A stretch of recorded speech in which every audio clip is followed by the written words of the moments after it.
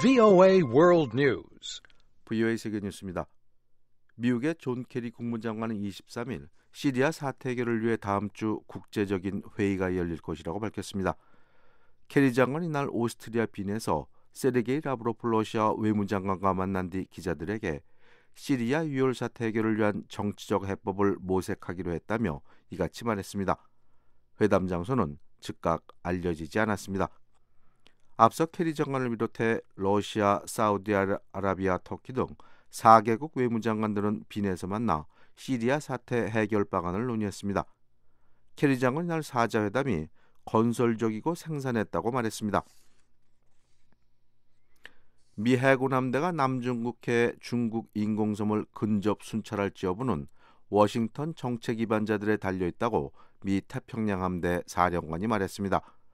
스콧 스위프트 미 태평양 함대 사령관은 20일 AP통신과의 인터뷰에서 미 해군 함대의 남중국해 근접 항해 가능성에 대해 이같이 밝혔습니다.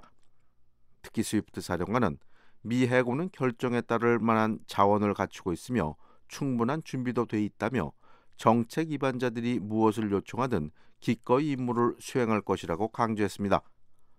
스위프트 사령관은 또 미 해군이 남중국해 중국 인공섬 근처에 진입하는 것은 국제법을 강화하는 것이지 특정 국가를 겨냥하는 것은 아니라고 말했습니다. 스위프트 사령관은 그러면서 인공섬을 건설해놓고 영유권 주장의 근거로 삼아서는 안 된다며 미국은 그 규모에 상관없이 인공섬 조성에 반대한다고 거듭 밝혔습니다. 베트남의 탐풍쾅 국방장관은 20일 미국과 중국 두 나라 모두와 친밀하고 우호적인 관계를 맺을 것이라고 말했습니다. AP통신에 따르면 탄 장관은 이날 국회의원들을 만난 자리에서 베트남은 앞으로 국가 발전을 위해 평화와 안정을 추구할 것이라며 미국과의 관계도 중요하고 중국과의 관계도 중요하다고 말했습니다. 그러면서 탄 장관은 베트남은 미국, 중국과 균형 잡히고 좋은 관계를 유지함으로써 독립과 안보를 유지할 수 있다고 설명했습니다. 탄 장관은 또 남중국해 영유권 분쟁도 평화적으로 해결되기를 바란다고 말했습니다.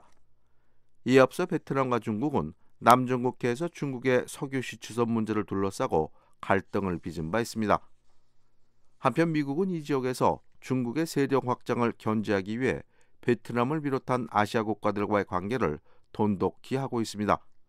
현재 베트남과 필리핀, 말레이시아 등은 남중국해 영유권 문제를 둘러싸고 중국과 갈등을 빚고 있습니다.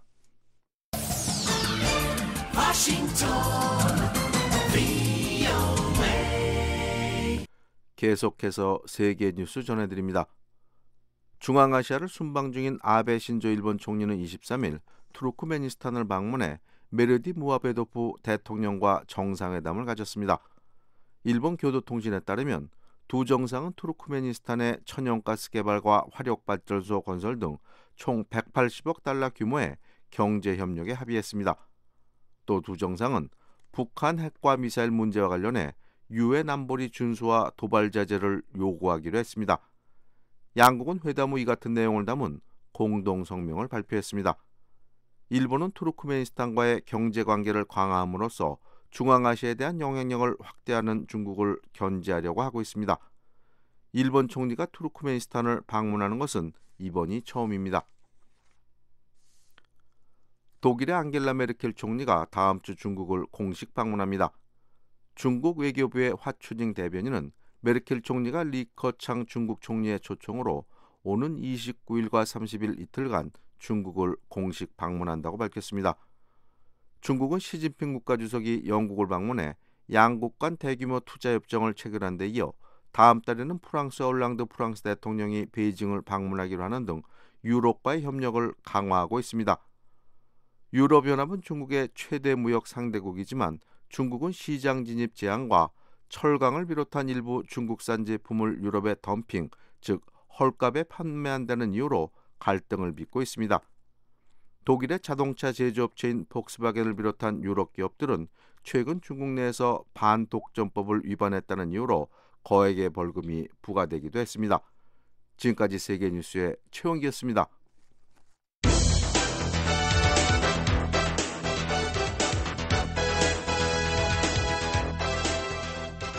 워싱턴 뉴스 광장.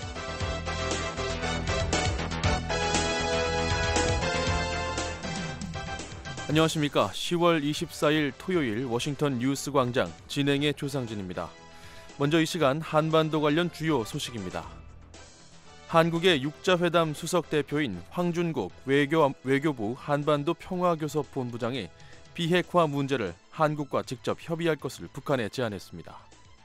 북한은 진지한 자세로 비핵화 문제를 다루어야 하며 이를 위해 남북 간에도 직접 만나 핵 문제를 미국 국무부가 북한에 대한 테러 지원국 재지정 여부를 정기적으로 검토하고 있다고 밝혔습니다. 유엔 총회에서 세계 여러 나라들이 북한의 핵과 미사일 계획에 대해 우려를 나타냈습니다. 오늘 북한은 대체로 흐리고 새벽까지 가끔 비가 내린 후 낮부터 맑아지겠습니다. 아침 최저 기온은 1도에서 17도, 낮 최고 기온은 6도에서 22도가 되겠습니다. 바다의 물결은 동해 북부 먼바다에서 2에서 4m로 매우 높게 일다가 점차 낮아지겠고 그 밖의 해상에서는 0.5에서 2.5m로 일겠습니다. 워싱턴 뉴스 광장 오늘의 첫 소식입니다. 한국의 육자회담 수석대표인 황준국 외교부 한반도 평화교섭본부장은 북한의 비핵화 문제를 한국과 직접 협의할 것을 제안했습니다. 황 본부장은 8.25 남북 고위급 합의가 대화의 중요성을 일깨웠다며 비핵화 문제도 양측의 대화로 실마리를 풀어보자고 말했습니다. 서울에서 김한용 기자가 보도합니다. 북핵 육자회담 한국 측 수석대표인 황준국 외교부 한반도 평화교섭본부장은 북한의 지뢰 도발로 촉발된 위기 상황이 8.25 고위급 합의로 해소된 것은 대화를 통한 문제 해결의 중요성을 다시금 일깨워줬다며 비핵화 문제도 남북한이 직접 협의해야 한다고 촉구했습니다. 황 본부장은 외교부 산하 국립외교원 외교안보연구소가 23일 서울에서 연 국제토론회 오찬사에서 남북한이 직접 대화하다 보면 불가능해 보였던 차이를 극복하고 접점을 하나하나 만들어 나갈 수 있을 것이라며 이같이 말했습니다. 북한은 진지한 자세로 비핵화 문제를 다루어야 하며 이를 위해 남북 간에도 직접 만나 핵 문제를 협의해야 합니다. 우리는 언제 어디서건 핵 문제를 담당하는 책임 있는 북측 관계자와 만날 용의가 있습니다. 황 본부장은 8.25 고위급 합의의 첫 이행 조치인 이산가족 상봉 행사가 순조롭게 진행돼 다행이라며 다른 합의들도 원만하게 이행해 남북관계가 개선되고 이를 추동력으로 살려 비핵화와도 선순환이 이루어지기를 기대한다고 말했습니다. 황 본부장은 또 9.19 공동성명에 담겨있는 대북 경제 에너지 지원과 미북 관계 정상화 그리고 평화체제 수립 등은 한국을 배제하고는 이룰 수 없다고 지적했습니다. 특히 북한의 평화협정 협상 제안이 9.19 공동성명에 위배된다는 점을 거듭 지적했습니다. 9.19 공동성명이 육자회담의 목표가 비핵화임을 분명히 하고 있고 한반도의 항구적 평화체제는 직접적인 관련 당사국들이 별도 포럼에서 논의한다고 돼 있음을 상기시켰습니다. 황 본부장의 이런 발언들은 북한이 최근 잇따라 제기한 미국과의 평화협정 체결 논의 주장에 대해 직접 당사자로서의 한국 정부의 거부 입장을 분명히 하면서 8.25 합의 이행을 계기 삼아 북한 비핵화 협상에 실마리를 푸는 주도적 역할에 나설 뜻을 강하게 표명한 것으로 풀이됩니다. 황 본부장은 이와 함께 이제 북한이 유엔 안보리 결의와 9.19 공동성명의 기초에 비핵화에 초점을 맞춘 대화와 협상에 나와야 한다며 비핵화를 위한 구체적 조치를 촉구했습니다. 핵실험이나 장거리 미사일 발사를 하지 않는 것만으로는 상황이 호전되지 않을 것입니다. 핵 문제에서 보다 현실적이고 타협적인 자세를 취하는 것이 탈출구 모색의 첫 걸음이 될 것입니다. 지금 북한이 우선 취해야 할 조치는 눈에 보이는 영변의 핵 활동부터 중지시키는 것입니다. 황 본부장은 이와 함께 북한을 제외한 육자회담 참가 5개국이 북한의 핵 보유를 인정하지 않고 비핵화를 요구하는 일치된 입장임을 재차 강조했습니다. 북한이 이런 5자의 요구에 반대 방향으로 가는 것은 자신의 미래를 닫아버리는 것이라며 핵 문제 해결 없이는 인민생활 개선을 위한 평화적인 대외 환경이 달성될 수 없다고 지적했습니다. 최근 개최된 미중 정상회담에서도 북핵 문제가 양국 간 갈등 분야가 아닌 협력 분야로 분류됐다며 이는 오자공조 차원에서 시사하는 바가 크다고 말했습니다. 황 본부장은 따라서 북한이 지금처럼 고립의 길을 걸으며 핵 능력을 고도화한다면 되돌아올 길이 너무 멀어진다며 이제 가던 길을 멈추고 되돌아오라고 촉구했습니다. 서울에서 VOA 뉴스 김환용입니다. 미국 국무부는 북한에 대한 테러 지원국 재지정 여부를 정기적으로 검토하고 있다고 밝혔습니다. 미 의회 의원들은 북한의 행동이 테러 지원국으로 재지정하기에 충분하다고 주장했습니다. 조은정 기자가 보도합니다.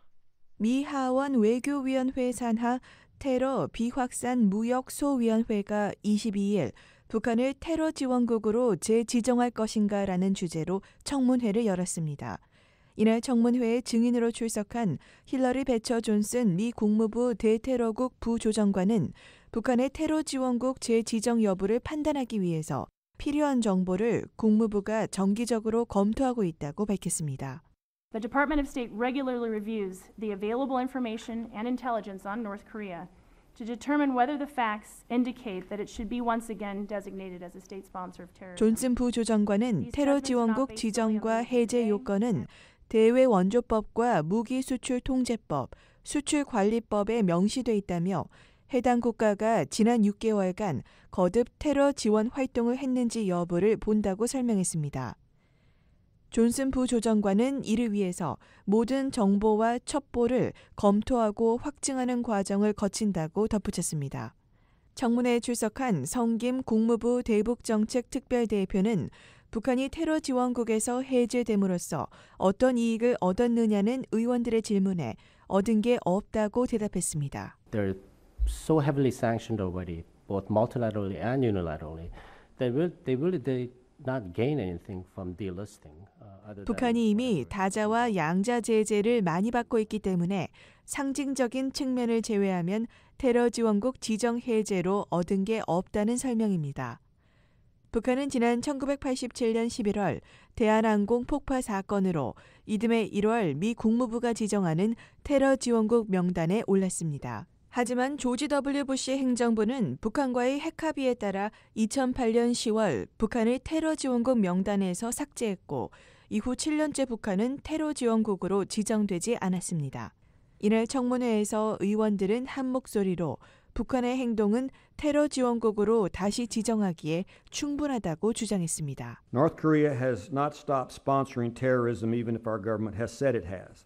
The Kim regime not only fails to take substantial steps to combat terrorism, it's provided weapons. 테드포 테러 비확산 무역 소위원회 위원장은 미국 정부는 북한이 테러 지원 활동을 중단했다고 하지만 실제로 북한은 테러 지원 활동을 중단하지 않았다며 김씨 정권은 테러 단체들의 무기와 지원을 제공했고 핵무기를 계속 제조하고 있으며 북한의 행동은 더 대담하고 노골적이라고 말했습니다. 민주당의 브래드 셔먼 의원도 북한이 이란과 핵협력을 한다는 사실만으로도 북한을 테러 지원국으로 지정할 충분한 이유가 된다고 말했습니다. 셔먼 의원은 또 북한이 일본인들을 납치해 붙잡고 있는 매 순간이 테러 활동을 저지르고 있는 것이라고 주장했습니다. 민주당의 윌리엄 키팅 의원은 미국 소니 영화사에 대한 북한의 해킹을 지적하면서 테러 지원국 지정 요건으로 고려해야 한다고 밝혔습니다. 의원들은 이 밖에 북한이 레바논의 무장단체 헤즈볼라에 무기를 지원했다는 2014년 미 연방 워싱턴 DC 지방법원의 판결 등을 북한의 테러 지원국 재지정 요건으로 언급했습니다. 존슨 부조정관은 이런 활동이 북한을 재지정하기에 충분하지 않느냐는 의원들의 거듭된 질문에 가정적인 상황들에 대해서 답변하기 어렵다며 법령에 따라 모든 가용한 정보를 검토한 뒤 사실로 확증할 수 있으면 재지정된다는 답변을 되풀이했습니다. A reason to put another a country on the state sponsor of terrorism list. Again, we would look at all of the We would look at. Can you give me an answer? 셔먼 의원은 국무부가 관계 법령을 어떻게 해석하고 있는지 상세한 보고서를 제출할 것을 요구하며 이에 따라 법률도 재개정할 수 있다고 밝혔습니다. 북한을 테러 지원국으로 재지정하겠다는 강력한 의지를 밝힌 것입니다. 현재 미 하원에는 북한을 테러 지원국으로 재지정하는 것을 핵심 내용으로 하는 2015 북한 제재와 외교적 승인 금지 법안이 상정돼 있습니다. VOA 뉴스 조은정입니다. 뉴욕에서 열리고 있는 유엔 총회에서 세계 여러 나라들이 북한의 핵과 미사일 계획에 대한 우려를 나타냈습니다. 이들 나라들은 북한이 핵과 미사일 계획을 포기하고 국제사회의 의무를 준수할 것을 촉구했습니다. 이현철 기자가 전해드립니다.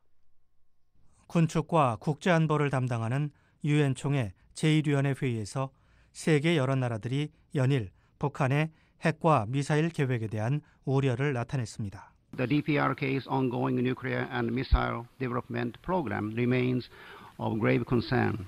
일본 대표는 21일 열린 회의에서 북한이 현재 진행 중인 핵과 미사일 개발 계획이 중대한 우려 사안으로 남아있다고 말했습니다.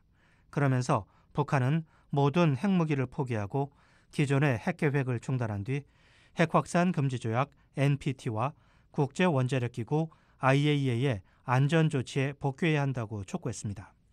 일본 대표는 이어 북한이 신뢰할 수 있고 의미 있는 대화에 나서야 한다고 밝혔습니다.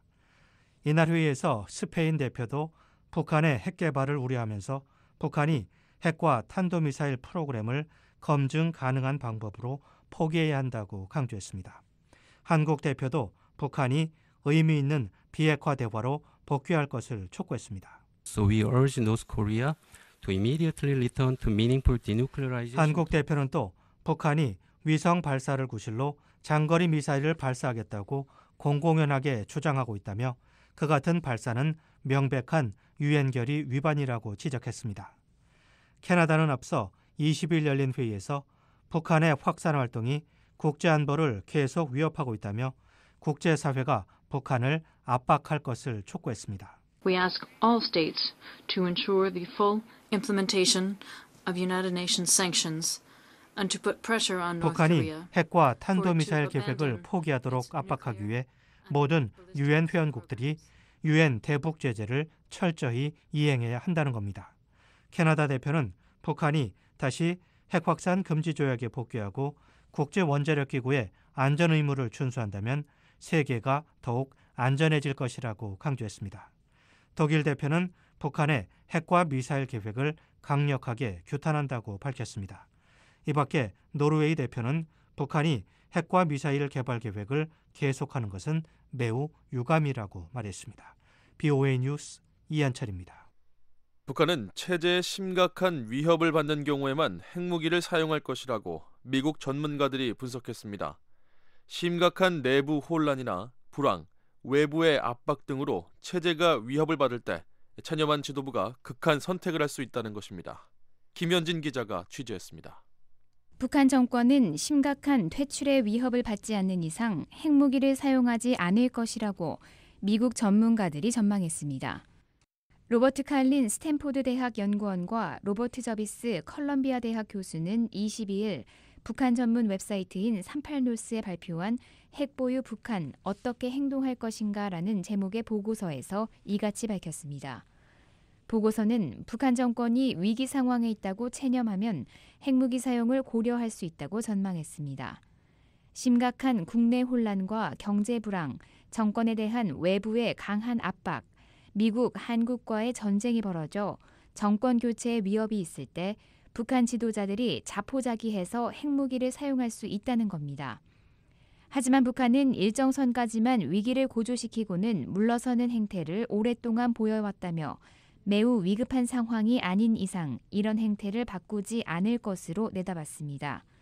6.25 전쟁의 기억을 쉽게 떨칠 수 없기 때문이라는 설명입니다.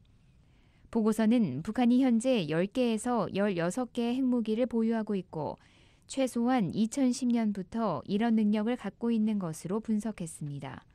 그러면서 핵무기를 보유한 이후에도 북한은 이전과 비교해 군사 외교적으로 특별히 다른 행동을 취하지 않았다고 밝혔습니다.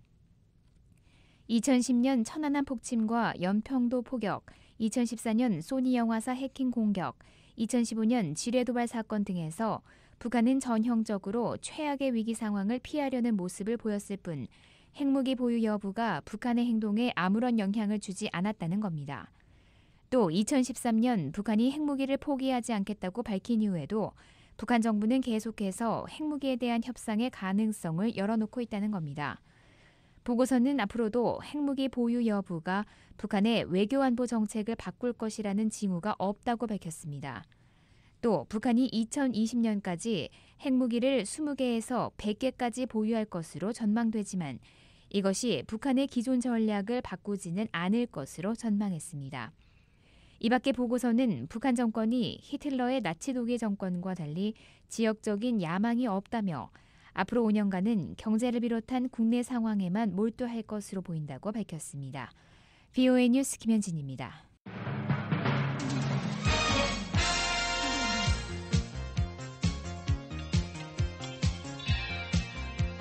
새 아침 새로운 뉴스로 여러분을 찾아갑니다.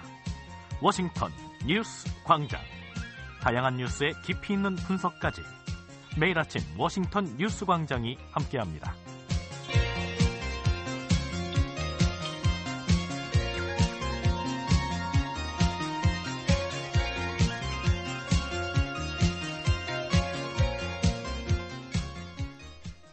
북한이 이번 달에 유럽연합 인권특별대표를 초청했던 것으로 알려졌습니다.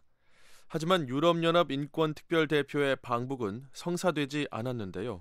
이 소식은 이현철 기자가 보도합니다. 유럽연합의 스타브로스 람브리니디스 인권특별대표가 이번 달에 북한을 방문하도록 북한 측으로부터 초청을 받았었다고 유럽연합이 밝혔습니다. 유럽연합 대변인은 21일 BOA에 보낸 이메일에서 이같이 밝히고, 하지만 람브리니디스 특별대표의 방북은 가능한 한 최상의 환경에서 이루어질 수 있도록 하기 위해 연기된 상태라고 전했습니다. 유럽연합 대변인은 북한이 람브리니디스 특별대표를 초청한 이유나 양측 간의 협의 내용에 대해서는 언급하지 않았습니다.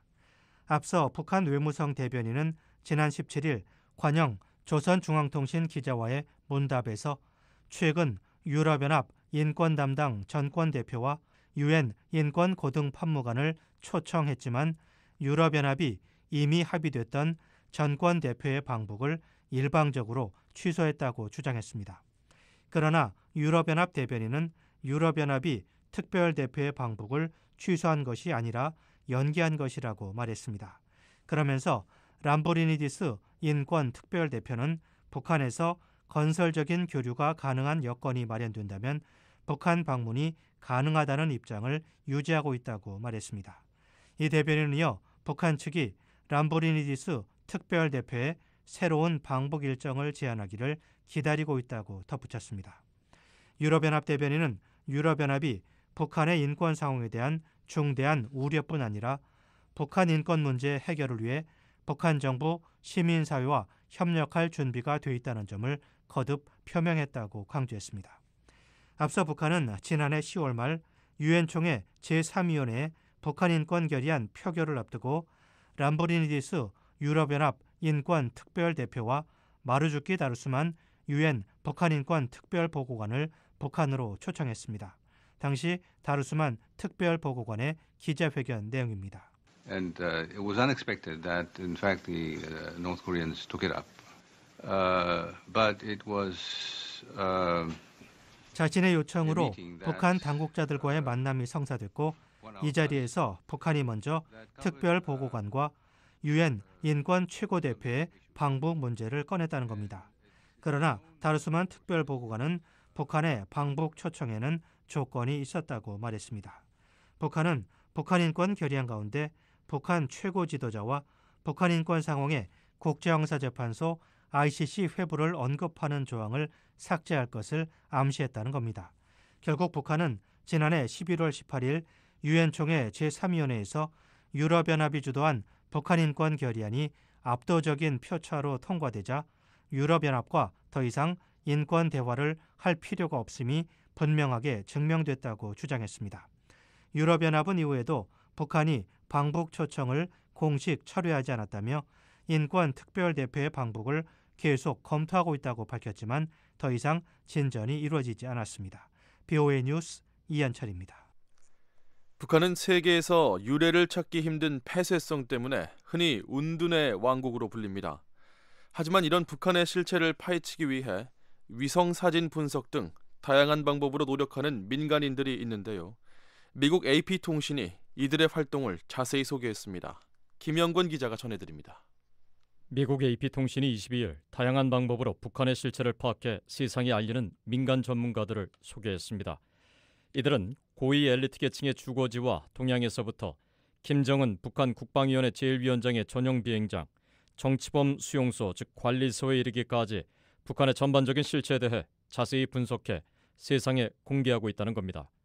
보도에 따르면 이런 전문가들 가운데는 위성사진 분석가인 조셉 버미데저, 북한 고위층들의 동향을 분석하는 마이클 매든, 경제와 사회 기반 시설들을 분석하는 커티스 멜빈, 영국의 애덤 캐스카터, 한국 세종연구소의 정성장 박사, 오랫동안 미 정보당국에서 일한 가명의 제임스 철치 등이 있습니다.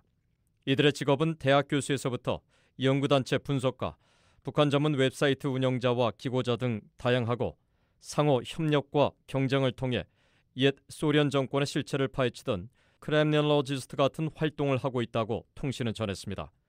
이들은 정보를 얻기 위해 위성사진 이미지를 상세히 분석하고 탈북민, 외교관, 사업가, 북한인들을 면담하는가 하면 북한 관영 언론들을 거의 매일 분석합니다. 또 정치적 단서를 찾기 위해 잘 알려지지 않은 중국의 보도 매체들을 읽고 북한을 담당하는 정보 당국자들과 관계를 쌓기도 합니다. 이런 적극적인 활동을 통해 김정은 제1위원장이 살이 찐 이유, 그가 노동당 창건 70주년 기념 열병식 연설에서 인민이란 단어를 97번 언급하면서도 핵을 얘기하지 않은 게 무슨 특별한 의미가 있는지 등을 분석합니다. 이들은 이런 과정을 통해 지난 2009년엔 북한의 선전 포스터와 관광객들이 촬영한 사진들을 입수해 김정은 제1위원장의 권력 승계 가능성을 미리 전망했었다고 AP통신은 전했습니다. 통신은 하지만 이들의 분석은 대체로 시간과 품이 많이 들어간다고 전했습니다. 가령 위성사진 분석은 적외선을 포함해 수백 개의 빛을 나타내는 정교한 소프트웨어를 사용해 방대한 색채를 분석한 뒤 사진들의 선명성을 높이고 뒤틀린 부분들을 줄이는 수정 작업, 또 과거 기록들과 다른 영상들, 연구 자료들을 총체적으로 비교 분석해 얻어진다는 겁니다. 1970년대부터 미 국방정보당국에서 북한을 위성으로 관찰했었던 조셉 버미데즈 씨는 이런 위성사진들이 여러 의문에 대한 답을 보다 쉽게 얻도록 하는 게 매력적이라고 말했습니다. 북한 내 정치범 수용소 수감자 규모와 장거리 미사일 개발 진행 상황, 또 북한의 대중국 수출 흐름 등을 위성사진을 통해 판독이 가능하다는 겁니다. 버미데즈 씨는 청진의 25호 수용소를 촬영한 위성사진을 직접 보여주며 위에서 바로 보면 그저 일반적인 건물들과 농경지로 보이지만 각도를 바꿔보면 철조망과 감시초소로 이루어진 수용소임을 확인할 수 있다고 설명했습니다. AP통신은 민간 전문가들 중엔 대학 교수나 정보요원 혹은 외교관 출신이 아닌 북한의 편집광처럼 푹 빠져있는 순수 민간인들도 있다며 마이클 매든 씨와 커티스 멜빈 씨의 활동을 소개했습니다. 매든 씨는 북한 관영 언론들의 보도를 분석해 고위층들의 동향과 정보를 소개하는 웹사이트를 운영하고 있고, 멜빈 씨는 미국 존스 홉킨스 대학 국제대학원의 미한 연구소 연구원으로 북한의 경제와 기반 시설들을 포괄적으로 매우 자세히 분석하며 역시 관련 웹사이트를 운영하고 있다는 겁니다. 이들은 북한이 비밀주의에 가려져 있다고 해서 속을 전혀 꿰뚫어보지 못하는 건 아니라면서 북한을 세상에 알리는 일을 계속할 것이라고 밝혔습니다. 뷰뉴스 김영권입니다.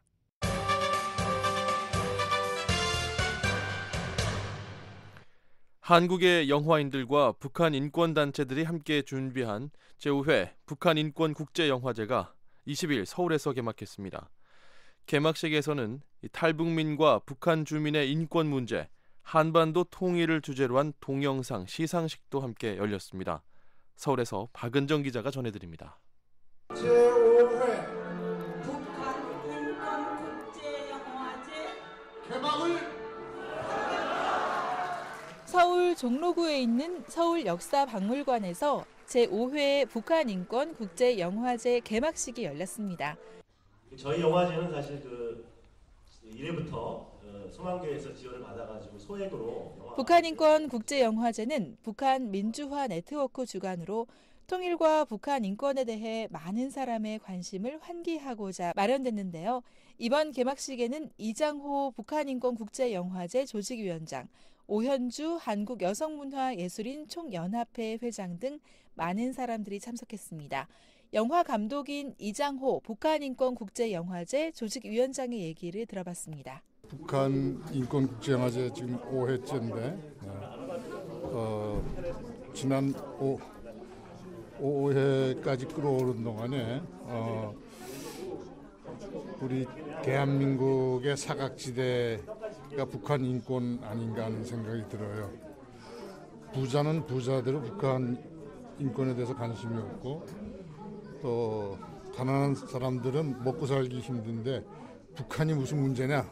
대한민국부터 그런 생각들을 갖고 있고 그래서 점점 젊은 세대로 갈수록 북한은 다른 나라처럼 생각을 하고 그러니까 굉장히 사각지대 속에서 이 영화제를 어필을 하는데 굉장히 어려웠던 게 많은 것 같아요.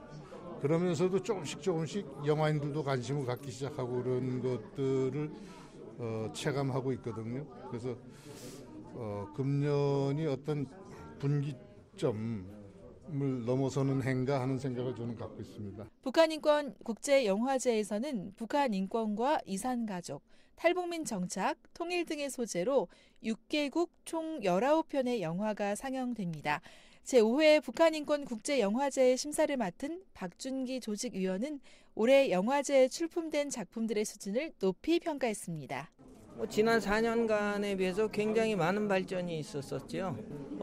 외부에서 북한 인권에 대한 이야기가 있을수록 실질적으로 그쪽에서 인권이 그게 자이든 타이든 내부적인 거든 외부적인 거든 그런 요인에 의해서 개선이 되고 있다라는 그런 이야기들이 굉장히 많이 들려와요.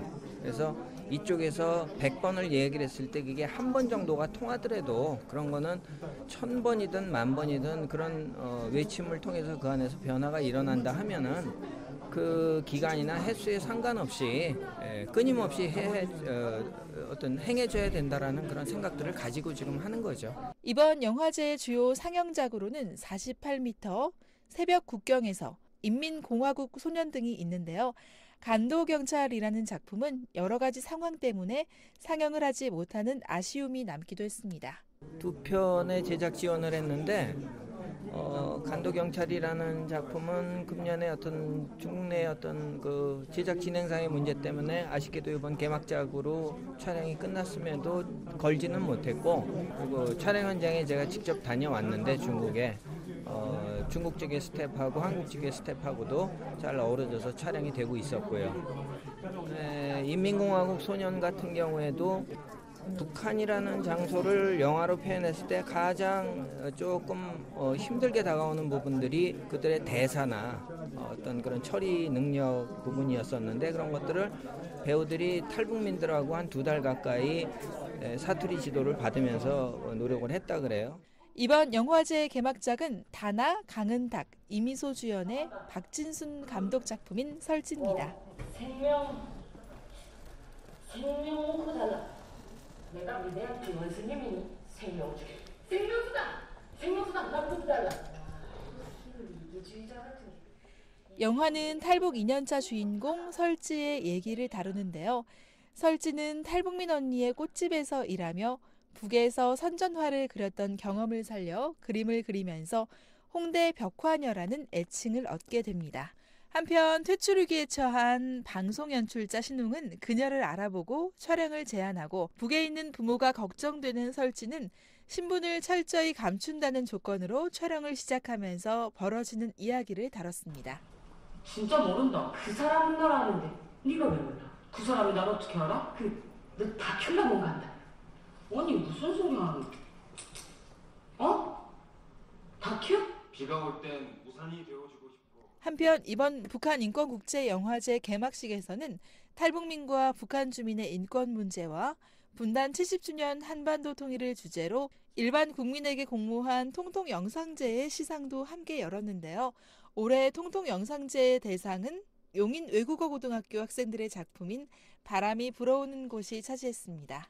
저희 작품은 그 탈북자가 지금 남한에 내려와서 고등학교를 생활하면서 어떤 어려움을 겪는지를 찍었는데요. 구체적으로는 트라우마, 북한에서 겪었던 일들 때문에 트라우마를 겪으면서 사회생활을 약간 적응하지 못하는 그런 면을 집중해서 찍었습니다. 탈북자 아이들, 탈북자 청소년들을 저희 또래 친구들을 만나는데요. 매주 만나는 그 친구들에게 많이 이제 물어보고 함께 그 친구들의 도움을 받았다는 것에서 저는 이 영화를 만들 때 되게 뜻깊었다고 생각을 하고요. 우리 박준기 감독님이 며칠을 꼬박 세우면서 제작하셨다고 들었습니다. 그 발자취를 돌아보니까 북한인권 국제영화제 이번 개막식을 시작으로 23일과 24일 이틀간 충무로 대한극장에서 본격적인 영화제가 진행되게 됩니다. 서울에서 VOA 뉴스 박은정입니다.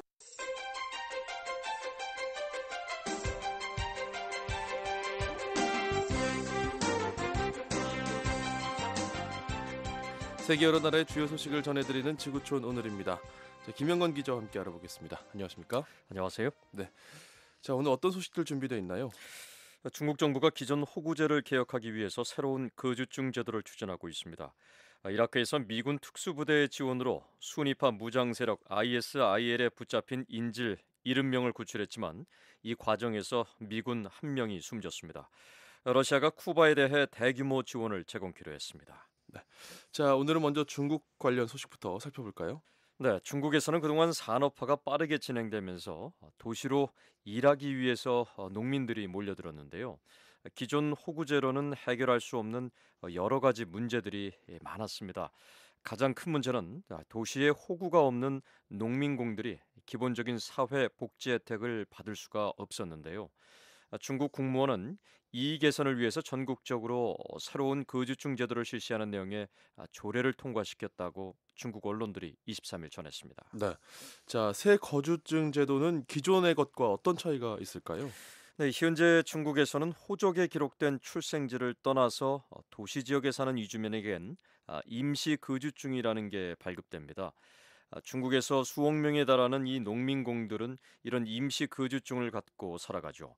하지만 이 임시 거주증이 있어도 말 그대로 거주 지역만을 증명할 뿐이지 도시 호적을 소유한 주민에게 제공되는 교육, 의료 같은 혜택을 받을 수가 없었습니다. 네. 하지만 새로 발급되는 이 거주증은 일정 기간 해당 지역에 거주한 이주민들에게도 기본적인 사회복지 혜택을 제공하도록 했습니다. 중국 국무원은 지난 21일 리커창 총리 주재로 열린 상무회의에서 이런 내용을 담은 거주증 임시 조례를 통과시켰습니다. 네. 자, 그동안 사실 중국에서 이 농민공들에 대한 사회적 불평등이 심각하다 이런 지적들이 많았는데 네. 새 제도를 통해서 개선이 어느 정도 되겠군요. 그렇습니다. 새 거주증 제도는 중국 정부가 이미 추진해온 사안인데요. 앞서 공청회 등에 제출된 호구제 개혁 방안에 따르면 이주민이 도시에서 6개월 이상 거주할 경우 거주증을 발급받고 또 주거, 교육, 의료, 사회복지 등 9가지 기본적인 공공사회복지 혜택을 받도록 하고 있습니다. 또 인구 500만 명 이상의 대도시에선 일정 기준에 도달한 거주증 소지자에겐 도시 호적을 부여한다는 내용도 있습니다. 중국 국무원은 거주증 소지자의 합법적인 권익을 보장하는 것은 사람을 핵심으로 하는 신형 도시화와 또 사회 평등 실현의 중대한 조치라고 밝혔습니다. 또 내수 확대라는 이점도 안고 있다고 지적했습니다. 이 농민공들의 복지가 개선되고 생활 형편이 나아지면 내수 경제에도 도움이 될 것이란 얘기입니다. 네. 자, 현재 도시에서 일하면서도 호구가 없어서 복지 혜택을 받지 못하는 농민공들 숫자가 얼마나 될까요? 2억 5천만 명이 넘는 것으로 추산되고 있습니다. 중국 전체 인구가 13억 7천만 명 정도 되니까 전체 인구의 15% 정도에 달한다고 볼 수 있죠. 네.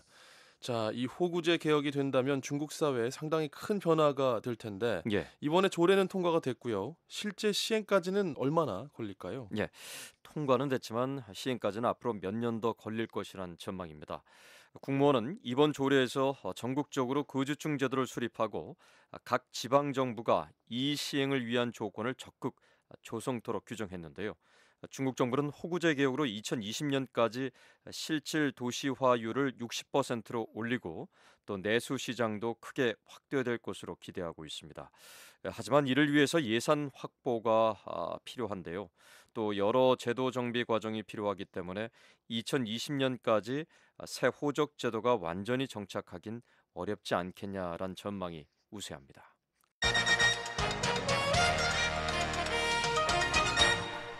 네, 지구촌 오늘 김영권 기자와 함께하고 있습니다. 자, 중국 소식 하나 더 살펴보죠. 모든 공산 당원들에게 골프 금지령이 내려졌다는 소식이 들어와 있네요. 네, 중국 공산당 지도부가 22일 12년 만에 개정한 중국 공산당 기율처분조례를 공식 발표했습니다. 부패 척결을 위해서 호화 접대, 또 권력 남용에 대한 처벌을 강화하면서 처음으로 당원들의 헬스클럽과 골프클럽 등 민간 클럽 회원 가입과 사용 금지를 명문화했습니다. 네, 자 미국을 비롯해서 이 골프가 대중적으로 사랑을 받고 있는 나라들도 많이 있는데 예. 중국 공산당 조례에서 유독 골프를 금지한 것, 이 부패와 관련이 있기 때문이겠죠? 예, 중국에서는 시진핑 체제에 들어서 이 부패 척결을 위한 노력을 아주 공격적으로 펼치고 있고요. 그동안 많은 이 관련 사례를 적발해서 처벌을 했습니다. 네. 그동안 저희가 여러 번 전해드렸듯이 많은 관리들이 부패 혐의로 벌써 처벌을 받고 또 당에서도 쫓겨났는데요. 관리들과의 뇌물 거래가 예를 들어 이 골프장에서 자주 이루어지고 또 뇌물용으로 이 골프 클럽 회원권을 선물하거나 공금을 또 골프 클럽에 가입을 하는 데 사용하다가 적발된 사례들이 계속됐다는 겁니다. 또 일부 관리들은 업무 시간에 골프를 치다가 적발돼 처벌을 받기도 했고요. 네, 자 얼마나 심각했으면 이 조례 명문화에서 금지시켰을까 싶은 생각도 드는데 예. 어땠나요? 예, 특히 시진핑 정부 출범 이후에 당원과 정부 공무원의 골프를 금지시키긴 했습니다만 잘 지켜지지가 않았습니다. 그 때문에 이번에 이렇게 강력한 규정을 담은 건데요. 시진핑 정부에서는 그동안 무허가 골프장에 대한 단속을 강화해서 중국 전역에서 60개의 골프장을 폐쇄하기도 했습니다. 중국 공산당 당원 수가 9천만 명에 달하는데요. 이 골프장 폐쇄 조치에 이어서 이번에 골프를 부패와 연결시켜서 금지하면서 이 골프 업계도 타격을 받을 것이란 우려도 있습니다. 네. 자, 만약에 그래도 골프 금지령을 어기고 골프를 친다면 예. 처벌 수위는 어느 정도 될까요? 적발될 경우 위반 수위나 횟수에 따라서 경고를 받고 심할 경우에는 당행적 박탈까지 당할 수 있다고 합니다. 네, 이번에는 중동으로 가보겠습니다. 이라크에서 미군 특수부대원들의 지원으로 순위파 무장 세력 ISIL에 붙잡힌 인질 70명을 구출했다고요? 그렇습니다.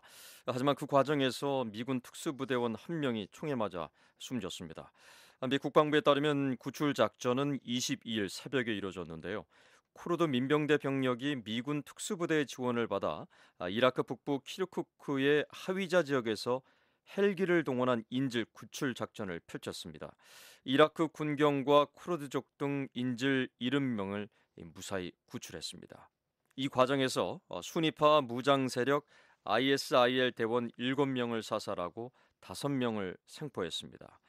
또 ISIL에 대한 중요한 정보도 입수했다고 미 국방부는 밝혔습니다. 네, 자 인질들을 무사히 구출하긴 했지만 미국 언론들은 미군이 이 대응 작전을 시작한 이후에 처음으로 교전 과정에서 전사자가 나왔다는 점을 아주 크게 다루고 있는 것 같아요. 그렇습니다. 숨진 특수부대원의 신원을 미군이 공개했는데 39살의 육군 상사 조슈아 윌러입니다. 이 윌러 상사는 미 중부 오클라호마주 출신인데요. 인질 구출 작전 중에 소형 화기에 의한 총상을 입고 치료 도중에 사망했다고 밝혔습니다. 미국이 이라크에서 ISIL 대응 작전을 시작한 후에 미군 9명이 숨졌지만 모두 전투와 무관한 사고 등에 의한 것이었고요. 지상에서 총에 맞아 숨진 건 이번이 처음입니다. 네. 자, 미국 정부는 지난해 이 ISIL에 대응한 공습을 시작했고 지상 작전에는 병력을 투입하지 않는다는 방침이었는데 예. 이번 작전에 그 미군 특수부대원이 투입된 건 미군의 전략이 바뀐다는 걸 의미하는 걸까요? 미 국방부는 그렇지는 않다는 점을 강조했는데요. 이번 구출 작전은 쿠르드 정부의 구체적인 요청에 따라서 특수한 환경에서 이뤄진 것이란 설명입니다.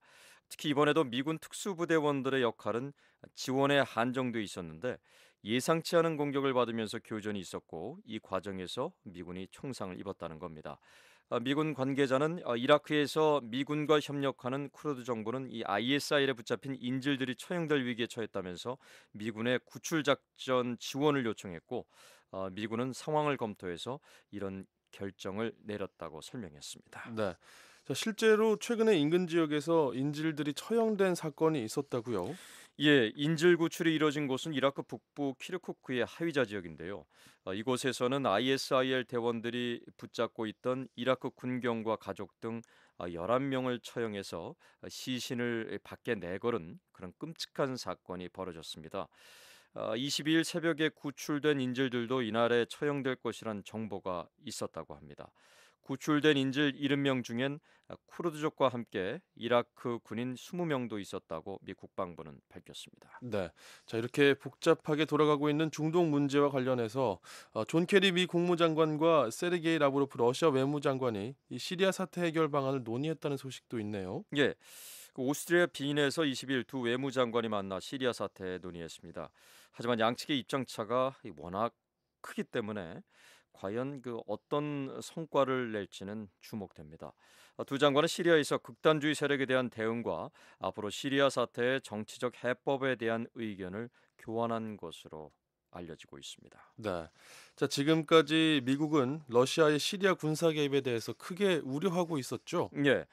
케리 장관은 이날 라브로프 장관과의 회담에 앞서서 기자들과 만나 러시아의 개입은 매우 위험하고 상황을 훨씬 더 악화시킬 수 있다고 경고했습니다.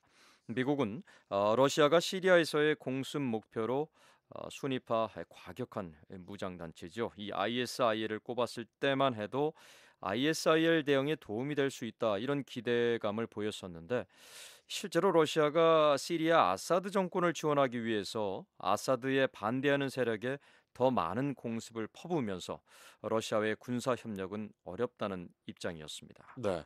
자, 그런데 러시아가 시리아에서 이 테러 조직 격퇴를 위해서 요르단과 협력하기로 했다는 소식이 있네요. 예, 라브로프 러시아 장관이 직접 밝혔는데요. 아직 두 나라가 어떻게 협력할지는 자세히 밝히진 않았습니다. 다만 양국은 시리아에서 공군을 포함해 서로 협력하기로 했고 앞으로 다른 나라들과도 테러와의 전쟁을 위한 협력에 참여할 수 있다고 했습니다. 그런데 요르단은 이미 미군이 주도하는 연합군 공습에 참여했기 때문에 요르단이 러시아와 협력한다는 건 앞으로 시리아 사태를 더 복잡하게 만드는 변수가 될 수도 있다는 지적이 나오고 있습니다. 네, 지구촌 오늘 함께하고 계십니다. 자, 다음 소식 살펴보죠. 러시아가 쿠바에 대한 대규모 지원 계획을 밝혔다고요? 예, 미국이 쿠바와 관계 정상화를 선언하고 정치 경제 관계를 발전시켜 나가는 가운데 러시아가 이런 조치를 내놨는데요. 러시아가 옛 소련 시절 강력한 동맹이었던 이 쿠바에 대해 대규모 지원에 나서면서 미국과의 관계 개선에 대응하려는 것이 아니냐 이런 전문가들의 분석도 나오고 있습니다. 네, 자 구체적으로 어떤 지원을 제공할까요? 예, 현재 쿠바의 리카르도 까블리사스 루이스 강요회의 부의장이 러시아를 방문 중인데요. 드미트리 로고진 러시아 부총리가 22일 모스크바에서 루이스 부회장과 회담을 하고 또 대규모 화력발전소 건설을 위해서 미바로 약 13억 달러 상당의 공공차관을 지원키로 했다고 러시아 매체가 전했습니다. 이는 소련 붕괴 이후 러시아가 쿠바에 제공하는 최대 규모의 차관입니다. 네, 현재 전력난을 겪고 있는 쿠바로서는 상당히 반가운 지원이겠군요. 그렇습니다. 또 러시아는 그 자체 위성 항법 시스템인 글로나스 신호 측정소를 쿠바에 건설기로 했는데요. 이는 글로벌 위성 항법 시스템 신호의 정확성을 크게 높일 것이라고 밝혔습니다. 러시아는 또 올해 안에 쿠바의 항공기 수리센터도 건립기로 했는데요. 쿠바에서는 옛 소련 시절부터 수입한 낡은 비행기들을 많이 사용하고 있어서 수요가 있다고 합니다. 네. 최근에 미국도 쿠바와 경제 개선을 위한 여러 조치들을 취하고 있지 않습니까? 그렇습니다. 미 기업의 쿠바 내 활동 또 쿠바에 대한 방문 제한 등을 크게 완화했고요. 무엇보다 쿠바에 대한 오랜 금수 조치가 해제되는 게 중요한데 오바마 미 대통령은 지난달 유엔 총회에서 라울 카스트로 쿠바 국가평의회 의장을 만난 자리에서도 미국 의회가 금수조치 해제를 위한 법안을 하루빨리 처리할 것을 촉구했었습니다. 카스트로 의장도 금수조치가 해제돼야 실질적인 관계 정상화를 이룰 수 있다고 강조했었습니다. 네, 자 오늘은 여기까지 듣겠습니다. 지구촌 오늘 김영건 기자와 함께했습니다. 저희 미국의 소리 한국어 방송은 청취자 여러분의 제보를 기다리고 있습니다. 제보하실 팩스 번호는 1-202-382-5325입니다. 1-202-382-5325입니다. 여러분의 많은 참여 바랍니다.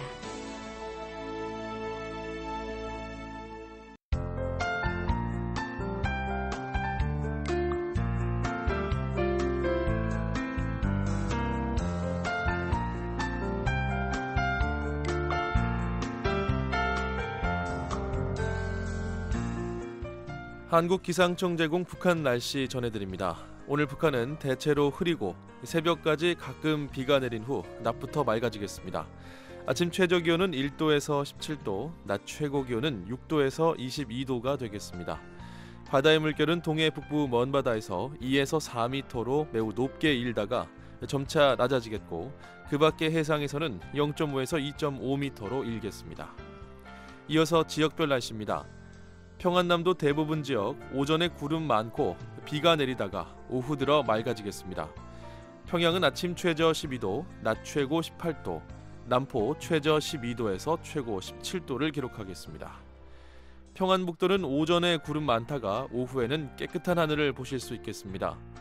신의주는 아침 최저 9도, 낮 최고 17도, 강계 최저 10도에서 최고 14도 분포를 보이겠습니다. 황해도 지역은 오전에는 구름 많고 한때 비가 내리다가 오후 들어 화창한 날씨 보이겠는데요. 해주 최저 16도, 최고 20도, 개성 최저 14도, 최고 20도를 기록하겠습니다. 함경남도, 양강도, 강원도 지방은 오전에 흐리고 원산, 평강 지역은 약한 비가 내릴 것으로 보입니다. 오후 들어 맑은 날씨를 회복하겠습니다. 함흥 최저 기온은 12도, 최고 22도, 장진 최저 5도, 최고 12도, 해산 최저 5도, 최고 9도, 원산은 최저 16도, 최고 22도를 기록하겠습니다. 함경북도, 양강도도 구름 조금 끼겠지만 대체로 맑은 날씨 예상됩니다. 청진 최저 기온은 10도, 최고 16도, 선봉도 최저 7도, 최고 14도를 기록하겠습니다. 다음은 해상 날씨입니다. 동해는 먼 바다에서 한때 비가 오다가 오후에는 그치겠습니다. 물결은 0.5에서 4m로 높게 일겠습니다. 서해는 오전에 비 소식이 있고 오후에는 모두 그칠 것으로 보입니다. 물결은 0.5에서 2m로 일겠습니다. 내일 날씨 살펴보겠습니다. 내일은 대체로 맑겠으나 오후에 서쪽 지방부터 점차 구름이 많아지겠습니다. 아침 최저 기온은 영하 8도에서 영상 11도, 낮 최고 기온은 7도에서 20도가 되겠습니다. 바다의 물결은 동해 북부 먼 바다에서 2에서 4m로 점차 매우 높게 일겠고 그 밖의 해상에서는 0.5에서 2.5m로 일겠습니다. 한국기상청 제공 북한 날씨였습니다. 10월 24일 토요일 워싱턴 뉴스 광장을 애청해 주신 여러분 감사합니다. 진행의 조상진이었습니다. 이어서 VOA 세계 뉴스가 방송됩니다.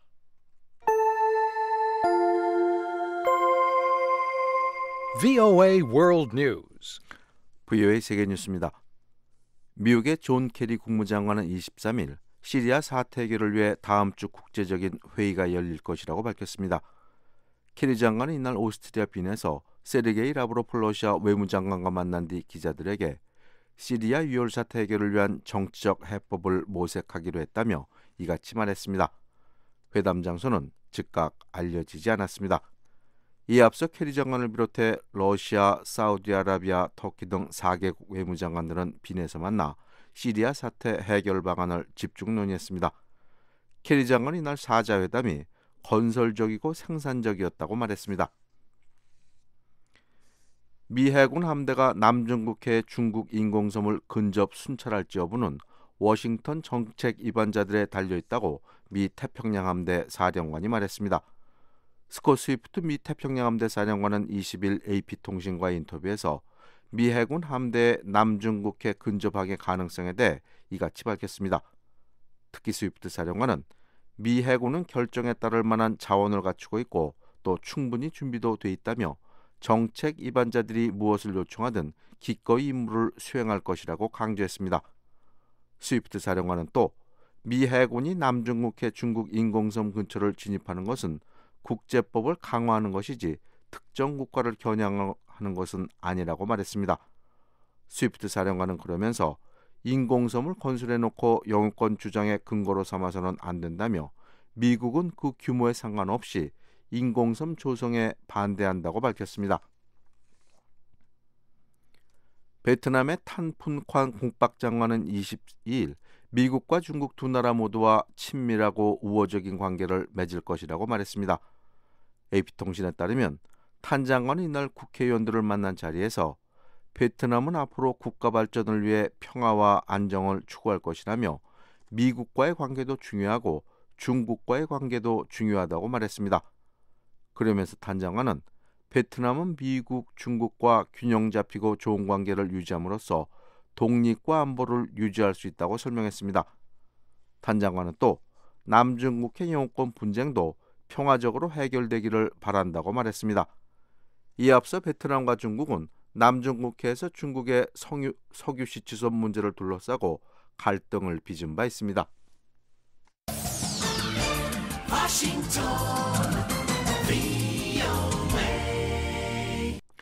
계속해서 세계 뉴스 전해드립니다. 중앙아시아를 순방 중인 아베 신조 일본 총리는 23일 투르크메니스탄을 방문해 베르디 무하메도프 대통령과 정상회담을 가졌습니다. 일본 교도통신에 따르면 두 정상은 투르크메니스탄의 천연가스 개발과 화력 발전소 건설 등 총 180억 달러 규모의 경제 협력에 합의했습니다. 또 두 정상은 북한 핵과 미사일 문제와 관련해 유엔 안보리 준수와 도발 자제를 요구하기로 했습니다. 양국은 회담 후 이 같은 내용을 담은 공동 성명을 발표했습니다. 일본은 투르크메니스탄과의 경제 관계를 강화함으로써 중앙아시아에 대해 영향력을 확대하고 있는 중국을 견제하려고 하고 있습니다. 일본 총리가 투르크메니스탄을 방문하는 것은 이번이 처음입니다. 독일의 앙겔라 메르켈 총리가 다음 주 중국을 공식 방문합니다.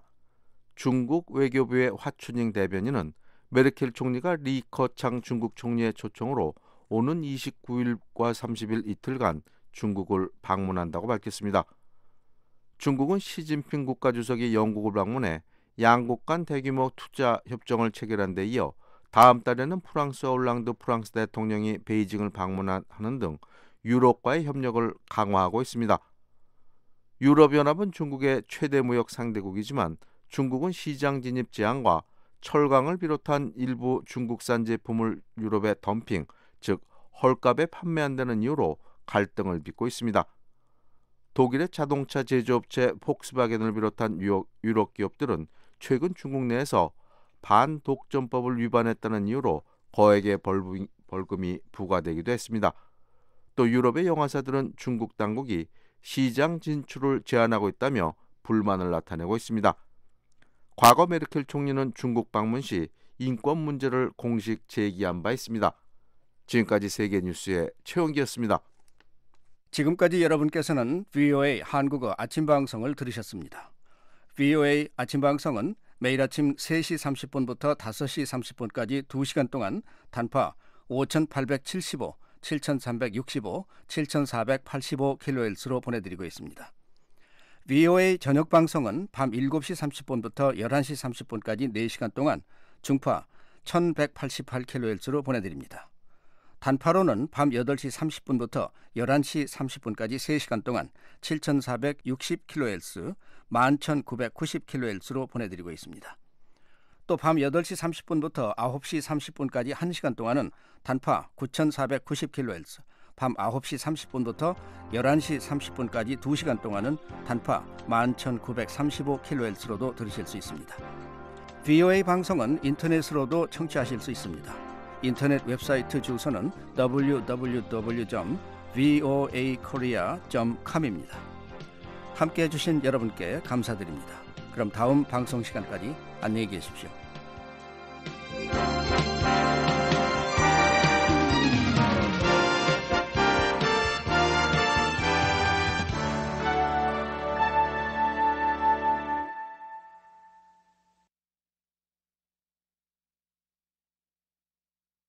This program has come to you from the Voice of America, Washington.